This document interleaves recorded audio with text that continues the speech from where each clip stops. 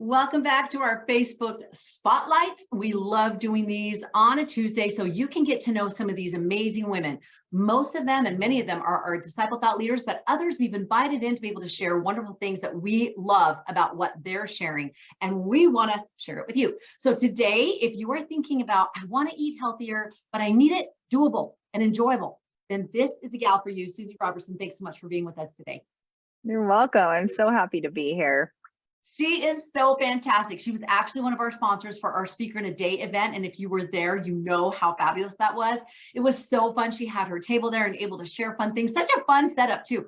But I loved her whole thought and idea, which is making this healthy eating so much more enjoyable and doable and simple. So let me give you the scoops on her, and then we're going to jump in to how you can get some tips and tools to make that happen for you. So Suzy is a cooking coach passionate about teaching others the tips and tools to cook healthy and love it. She has frequently been featured on Studio 5, fellow contributor, for the last 9 years and hosts a virtual cooking and coaching program called Whole Foods for Life.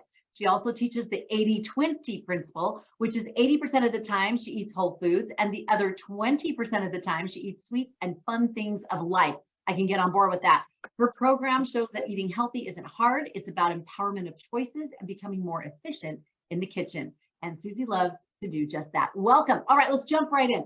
Where did this start, this love of healthy eating and cooking? Because, you say that to people and you're like, I know that I should, but it's not a draw. It's right. I've got carpool and I've got this and I've got so much going on. It just feels like a burden instead of a, wow, that sounds fabulous. So tell us where this started for you. Yeah. It's interesting how God puts people in your life and on your path to discover what you're meant to do. And I think he took me at a time when I did have 4 young kids and I was busy, but I heard this man speak. His name's Chris Johnson. And if anybody gets anything from this podcast today, I'd say follow him. He's been one of my mentors and coaches, and he has a book called Rest, Eat, Move, and it's fantastic. And we actually study that in my program, because in my program it's all about empowerment, right, and knowledge. But I heard him speak one time and he was talking about the power of whole foods in the body and what they do, and everything in my head just like lit up. My heart, it was like, wow, like foods do that for us and getting sleep does that for us. And it just, the wheels started turning, right? So I started reading his book, and it was so rudimentary, just easy to read. It was like reading a nutrition book that you could actually understand. I was like, I could do that. Like, that seems simple. So I started to implement some whole foods. And then I took a class from Chef Brad. He's another one of my mentors who taught me how to cook with whole grains. And I was like, wow, I was in a gourmet club at the time in California, and I, was cooking all sorts of recipes, and I thought I was this really great chef. And he teaches me this class. This was like 12 years ago, and nobody knew what quinoa was or kamut or spelt, and I'm going, wait, I'm a chef and I don't know any of these things. What are these whole grains, So I started experimenting with them. And so I just became a voracious reader of books. And when I read Superfood Prescription, I learned what all these foods did for the body. All of the vitamins and minerals and phytonutrients and what they actually did to make the body function. And just, like I said, you just feel drawn to whatever it is your calling is. And I just kept feeling drawn to all this information. And so then it was like, I had all this information and I thought, how do I actually apply that? I have these 4 young kids, and how do we eat these whole foods? And so you should have seen when I first learned about quinoa, I was like, okay, we're going to make quinoa tacos. And this is back when we were using white flour, no whole grains. And so we make these quinoa tacos, and so instead of meat, it's all quinoa, and my husband's like, well, these are okay. And the kids, like, they actually ate it. But then that night they had the worst stomach aches. They're like, I can't sleep. My stomach hurts so bad. So then I realized you have to kind of ease your way into whole grains, because the gut's not quite ready for it if you're used to processed, foods and white flours and things like that. So it was definitely a learning curve. So as I gained that knowledge, then my poor family had to be the ones I had to experiment on and learn how to families implement are that. right. They're the guinea pigs. Guinea pigs. I know, these poor kids, they still laugh to this day. And all the horrible green smoothies I made, because Green Smoothie Girl, I loved her a long time ago when I first started learning how to make smoothies. But then I just kind of was able to adopt those into a healthier way. And so as I did that, people were like, share that recipe, that tastes so yummy. And so then it turned into cooking classes and a blog, and the next thing you know, you're just on your life's path. So anyway, so I love teaching people how to do it in a family friendly format, because it can be overwhelming. So I'm like, let me teach you what not to do, and then now I know how to do it. I love this. And I love the candor that you have in it, because there's just that learning curve, right? Of taking knowledge that you're so excited about. And then women especially, we just go, oh, here, look what I just learned. It's so good, right? But then you've got to take that time and ability to make it malleable in your life, to make it so that you can apply it and it's sustainable, and it's not just these every 2 months, like Yes, mom's on another kick, she's got another thing, right? If someone exactly. wanted to start eating and cooking healthy, what would be a couple of staples or a couple of simple baby steps that you would be like, this is a good thing to begin with? You've given us some good books and some good Mhm. references of people and mentors. What would be some good steps? So my number one step always is for people to drink more water. And I know it seems simple, but some people don't like drinking water. And I'm like, this is just if you need a first baby step, that's your first baby step. If you don't like water, make it fun. Put fruit in it. They have water flavored stevia drops. They're called water drops. And they're really delicious. But what I like to teach people is to stay away from aspartame and those chemical sweeteners that are 0-calorie drinks, because there's natural sweeteners that are 0-calorie, but they're better for the body. So I don't know if you know Carlin Call. She's with Just Ingredients. She's fantastic. She makes a water flavored packet that's fantastic because it's actually real fruit dehydrated and ground up, and it's sweetened with things like stevia leaf or monk fruit. So it's still 0-calorie. Well, it might be a couple calories from that tiny little bit of strawberry that's ground up, but it's real calories from real food. So there's ways to be able to drink more water. Or I say, if people drink Diet Coke all day, maybe just replace one of those 5 Diet Cokes with one drink of water, one glass of water, or every other. And then eventually you get to the point. When I started wanting to stop drinking soda, I told myself I could only get it when I go out for like a special treat or something. And then, I was like, okay, now just maybe at the movies. And then I hadn't gone to the movies in months. And then I went to the movies and I was so excited to get my Dr. Pepper with my popcorn, because I was finally going to have soda. And I drank it and it tasted like acid in my mouth. It was like, it almost hurt my mouth. I was like, oh, what happened? And I just realized that I had just gotten used to more of these other drinks. So no, it's not hard, but it's all about just those baby steps. So that's one with water. But for some people, they're like, hey, I drink water all the time. Another big thing for people is just replacing healthy oils. So using things like avocado oil or extra virgin olive oil or coconut oil. Those are my 3 oils go-tos.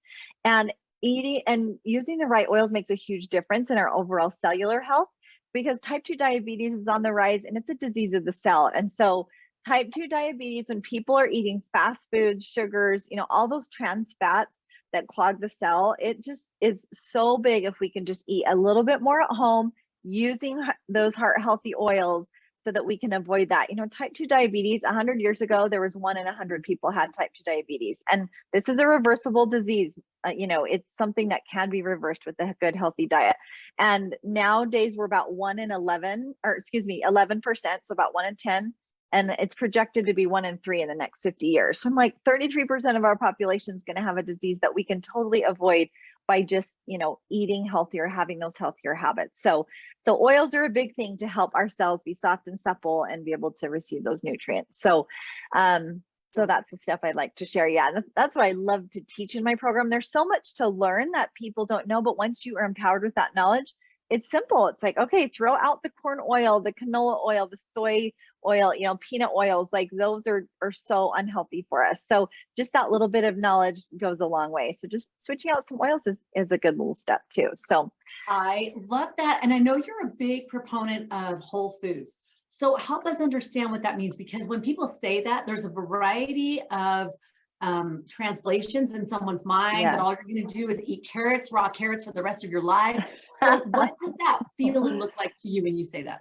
Okay, so what I say is, well, first of all, let's clarify. I teach the 80-20 principle. So it's not that we have to always eat carrots, apples, strawberries, all these whole foods. And it is, but 80% of the time we want to eat those. The other 20% is having cake at that birthday party and making cookies for your kids and sharing that love and that sweetness of life. God invented the sugar cane too. He wanted us to enjoy sugar, right? This is not a man-made substance. So, but everything in moderation. But when it comes to whole foods, that's what I teach about 80% of the time, eating close to the source. So eating things that come from nature. You know, it's interesting. If you ask younger kids, sometimes they don't even know what is real and what's not. What are these like frankenfoods that have been, you know, created in labs, which by the way, food scientists are paid big bucks to make us addicted to those foods, right? And they create all these things like MSG and sucralose and these things that excite our taste buds and keep us addicted. And so, you know, with whole foods, you can't overeat whole foods. So it's a diet of abundance. It's not restriction. It's you can have whatever you want. It's abundant. I mean, think of the strawberry, like one little strawberry is covered in all these seeds. And all you have to do is plant that one seed and it's going to grow a strawberry plant that's going to throw shoots that like will take over your whole garden if you let it. It's like God wants us to have this abundance of food, and he's made it available for us to do it. We do have to do a little bit of work, which translates to work in the kitchen as well, right? Like we don't have to grow our own food. If you want to, amazing. That's definitely the best thing. I mean, you know, there's baby steps to getting to that, but it's really a diet of abundance. So it's just eating foods close to nature, like the apple versus, you know, the applesauce or the apple flavored whatever. You know, so let's take the apple, for instance. So an apple coming from a tree is the perfect food that God put on this earth for us to eat. It's in a package already, right? All we got to do is kind of wash that off a little bit. We've got fiber in it. We've got live enzymes and vitamins and minerals and all these things. But then man intervenes and we start to process it. So when we make it into applesauce, now we've heat treated it. So we've killed the live enzymes. We've taken out all the fiber because we took the skin off. Well, not all the fiber, but a lot of the fiber. So we took the skin off and those nutrients. And then we lose some of those vitamins and minerals in the cooking process too. And then we usually add sugar. And then, you know, so and then we get all the way down to like apple juice made from a concentrate that's just highly concentrated sugar. So I just teach people to get back to real foods close to the source as possible, which that comes from Chris Johnson. And so just getting back to nature, but making it taste good. And there is a way to make with the right herbs and the right oils and the right seasonings and a little bit of sugar, a little bit of cream, or a little bit of cheese. Like those things do make it taste yummy. So I kind of even like to look at my plate as like the 80-20. If I've mainly got, you know, really good whole foods there, I can add a little bit of this or that to get somebody to eat it. Like say with kids, if they're going to eat oatmeal, you know, it's okay if they're going to load some brown sugar on there, they're going to get in some whole grains and let's slowly cut back, you know, so we can get there. But I'm kind of like, let's do some whole grain pancakes and sure, douse it in your syrup if you need to at first, and then you can slowly wean your way back. And I like to teach those tips on how to reduce sugar and syrups and, you know, use more natural sweeteners and things like that. But it's all just kind of a process. So I love that. And that baby steps. What about Bob? And you mentioned the natural sweeteners. Do you have a favorite? Because there are so many. yes. There's the stevia, and like you said, the monk fruit, and there's just so many. Do you Yes. have favorites, and why do you have those favorites? I do. So liquid stevia drops are actually one of my very favorite sweeteners because they don't have the aftertaste like dry stevia. So I love liquid, and it's perfect for like smoothies or in syrups, you know, liquid things. It's a lot easier to use that or to sweeten drinks up or whatnot. Like if I'm making lemonade for my kids, I'll put lemon in there, and I do use some real sugar, but a lot less. And then I just can add a couple stevia drops to it, and it's really sweet and yummy. Or throw in some strawberries and make a frozen strawberry lemonade with frozen strawberries. So anyway, that liquid stevia is fantastic. And then as far as baking, like I actually use a lot of regular sugar, but I use evaporated cane sugar. So that's a little less processed, unbleached, you know, a little bit closer to the source because it's more of a real sugar. But monk fruit is a great one. The dried monk fruit, you just have to be careful with those, not to overdo that either, because our taste buds, we don't want them to be prone to always want sweet, really sweet, right? So we just have to be careful with those too. But lessening sugar in recipes, a lot of the times you'll be surprised if you just do a fourth, decrease it by a fourth of the amount of sugar. You don't even notice. I mean, cookies nowadays, those cookie factories that we buy cookies from, I hate to say it, but they're so sweet. I'm like, people, how about we make a half the sugar line? And I will come to your store and buy one of those. I cannot eat your cookies. I have like an eighth of it. And I'm like, oh, I can't. And do you get the buzz? Anymore. Like you kind of get a buzz in your head, like, whoa, I can feel that in my veins. Yeah. You're so right. In fact, we've noticed that when we cut back on the sugar, you can half it and still not really taste it. And especially if you're going to frost something, like if we do kind of bread bars kind of thing, and we have a cream cheese frosting on it. But we found that even if we go less, or even if we put stevia in the actual banana bread, If we'll Yeah. do regular frosting, we do a little less frosting, but it just adds that sweetness to it. And we can get away with so much less sugar. And Yes. it still tastes sweet. It's still, because you don't have anything to compare it to. And I love the point that you make when you're just making a little bit of an adjustment here, a little bit there, your taste buds, how quickly they'll Yeah. acclimate to something different. And maybe that leads us to talk for just a second to, I think most people know healthy is better. And I think most of Yeah. us are aware and want to eat better. But there's also, I was just talking with my son the other day about the nostalgia of food. And there's Yeah. this, like you were talking about your Dr. Pepper. Like I remember when I went on a mission for the Church of Jesus Christ of Latter-day Saints, I went to Japan and we didn't eat a lot of red meat. So I came back so ready for a cheeseburger, like so ready. And I Yeah. remember eating it and it was like, ugh, like I couldn't, it just, there was no, but the nostalgia, the Yeah. desire for the memories and the feel and the taste of that was still there. So any Yeah. suggestion on mindset, because so much of food and eating healthy and all of this is so mindset driven. Any suggestions on how to retrain yourself for the mindset of, yeah, but I love my soda with my popcorn at the movie, right? Even if it's not tasting the same. How do you shift? Yeah. Yeah. So I really believe that knowledge is power. So along with mindset, gaining the knowledge, that's why I like to educate people. Once you know what all these foods are doing for your body, out of respect and love for your body, it's interesting. You do want more and more of those. It's like when the more knowledge I gained, it was like I want to get those foods in me because I know my eyes are going to be better and my liver is going to be cleaner. You know, it just, anyway, it started to give me more of a desire to do that. But the mindset, like I said, not looking at what we can restrict, because the second we restrict, that's why diets don't work, because we feel like we can't have that and all that restriction. They never work long term. They just don't. And that's why creating that lifestyle of saying, okay, what can I add to where I'm at to be healthier? I'm gonna tell people you don't have to give up anything, but I'm gonna educate you on why these things are good for you, and I want you to see what you can add in. Like I tell people, one of my biggest tips is always have a veggie tray on hand, always. Whether you're making it yourself, if you don't have time, buy one, so that when you're making dinner, throw that out so people can munch on the veggies while you're making dinner. Even if you're just gonna have a quick quesadilla or grilled cheese for dinner, having those out, or like having some apple slices ready to go that they can munch on when you're just going to have this quick easy meal, adding those in. And that's what happens is the taste buds do slowly start to change. So you don't it's not even a mindset you have to force yourself to be in. All you have to ask yourself is, how can I add some healthy fruits or vegetables to my diet today? Or how can I add some more whole grains? And so you just add to what you're already doing. And then as you are empowered with more knowledge, then you just start to desire those other things more. And so it just naturally happens, which is beautiful. That's so beautiful, and such a great way, and an abundant mindset way of approaching things is you don't have to let go of anything right now. And that just puts the defenses down. Yes. And that, primal cortex is like, oh my gosh, they're changing us. No, hold on tight, Yeah. right? And being able to say, Yeah. oh, it's okay. I can choose how much I want to add in. And then letting those taste buds as they change naturally drive that. And the shift in your body naturally drive. And I feel like an apple right now. That's so gorgeous. I love it. Now, I know you teach people how to do these things through your course. Can you tell us a little bit about what the course is like? Is it like you do it every week, or do you teach them like a recipe? Yeah, great question. Yes. So I have taught cooking classes for 12 years. And when COVID hit, I started doing it virtually. And I love that because people cook at the same time as me. So they get the recipe at a time and I'm cooking. And it's so beautiful to see husbands and wives or kids in the kitchen, teenagers, and it's so cute. People say, Mom, is it cooking night with Suzy? Like they get all excited. It's so cute.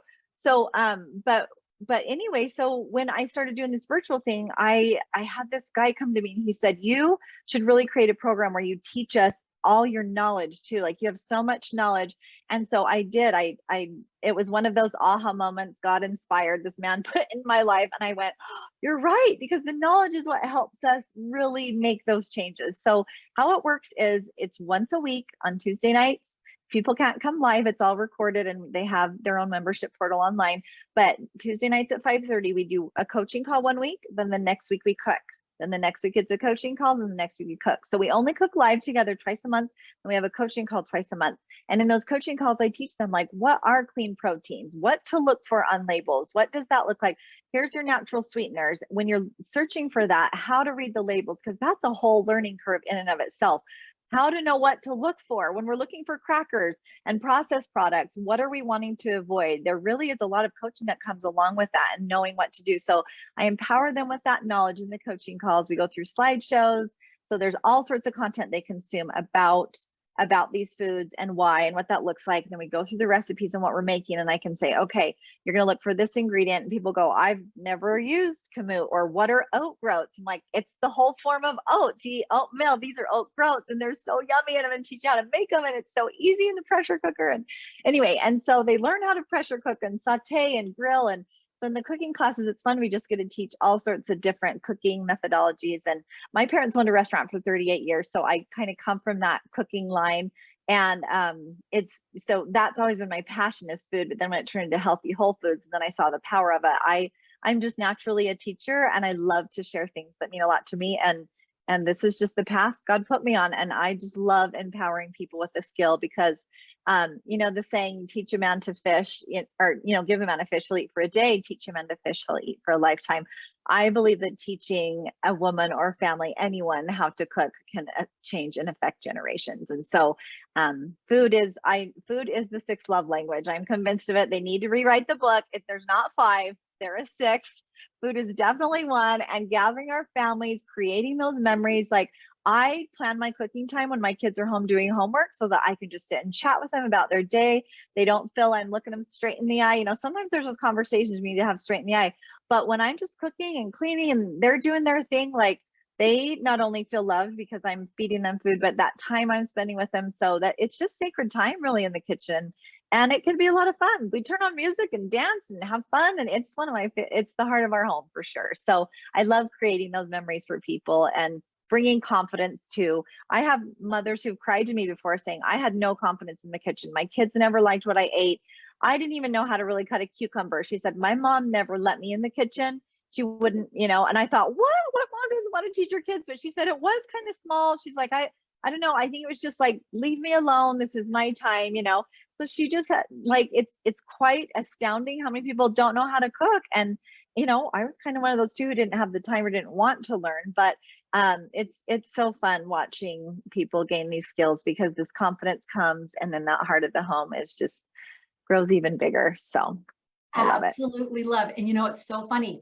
I just got a manicure last night and I was watching, they always have those little food channels on.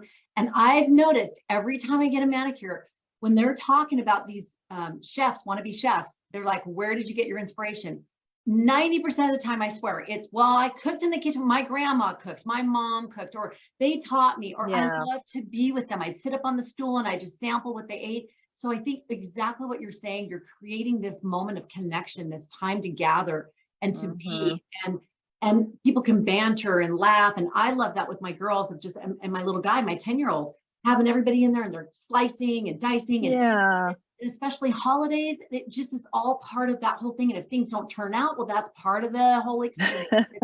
Oh, remember when we tried that at a dinner? We're right. Grief about 3-bean soup. That was the worst thing ever 20 years ago. I've still not lived it down. Suzy, thank you so much. If people are going to want to get in touch with you, what's the best way for them to find you? So they can go to my website, which is learntocookhealthy.com, or they can go to my Instagram, which is Suzy's Natural Health Movement. So Suzy is SUZY, but I offer people a free 45-minute consult to just talk about where they're at, see if this program is a good fit for them. And so I'm willing to offer that for free and a special couple $100 off for your listeners if they mention that they heard here on the podcast. So love to chat with anyone who's interested. Yeah. Love it. So mention you heard Suzy's podcast here and you get that $200 off. Love. Suzy, thank you so much. This has been so You're inspiring. welcome. I'm already looking through my oils and thinking, okay, I've got that and that. What about that one? So I love it. Thank you for helping us take the baby steps to eating healthy. Thank you. You are welcome. Thanks for having me. And thank you for listening. And if you love these, go back and listen to the other Tuesday spotlights. We talk about everything, parenting, even how you look, appearance, and being able to step it up a little. We talk about all kinds of things that you are facing on the daily with yourself, with your family, and the things you want to pursue in finding and fulfilling your purpose. So check it out. We want to help you take the next step in fulfilling your purpose-filled life.